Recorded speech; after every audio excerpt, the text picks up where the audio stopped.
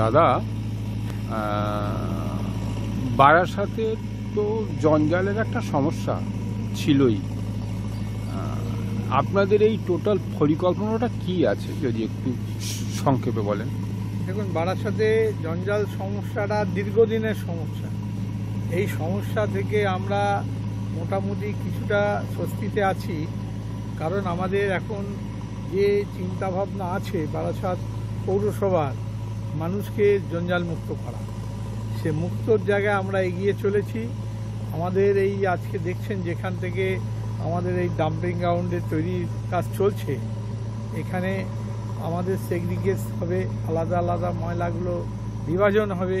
সেই বিভাজনগুলো অলরেডি আমরা মানুষের যে অভ্যস্ত ছিল একসঙ্গে ময়লা ফেলে দেওয়া, তার জন্য তাদেরকে আমরা চালু করে দিয়েছি। এখন দিয়ে তাদের অভ্যাস করার জন্য বাড়ি বাড়ি ময়লা আমরা আলাদা আলাদা আনছি। আমাদের 25টা ওয়ার্ডে ময়লা আমাদের আলাদা আলাদা কালেকশন করছে। আমাদের নির্মল বন্ধুরা, সঙ্গে নির্মল সাথীরা সহযোগিতা করছে। আমাদের বারাসাতের পৌর প্রধান অশ্বিনী মুখার্জি, পৌরসভার উপপ্রধান তাপস দাশগুপ্ত, পৌরসভার সমস্ত বোর্ড আমরা যারা আছি, বোর্ডের মেম্বার, কাউন্সিলররা প্রত্যেকে মিলে কিন্তু আমরা এই কাজটা সহযোগিতা করছি এবং এই কাজটা আমরা করে চলেছি।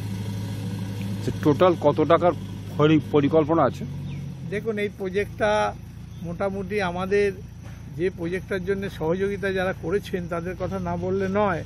আমাদের সাংসদ ডাক্তার কাকুলি ঘোষ দস্তিদার থেকে শুরু করে আমাদের খাদ্যমন্ত্রী রতিন ঘোষ মহাশয়, আমাদের বিধায়ক চিরঞ্জিত চক্রবর্তী, প্রত্যেকে আমাদের সহযোগিতা আমাদের না করলে বারাসাত পৌরসভা এইভাবে আমরা এত সুন্দর একটা ডাম্পিং গ্রাউন্ডের প্রসেস কাজ করতে পারতাম না। এই কাজে 15 কোটি 74 লক্ষ টাকার কাজ হচ্ছে এখানে টোটাল, এবং আলাদা একটা ড্রেনও হচ্ছে, যে ড্রেনটা 1 কোটি 5 লক্ষ টাকা। আচ্ছা, আর কি কি পরিকল্পনা আছে? মেশিনপত্র পরিকল্পনা আমাদের এখানে সেগ্রিগেট হবে, আলাদা আলাদা ময়লা বিভাজন হবে, সেই বেসিনগুলো বসবে।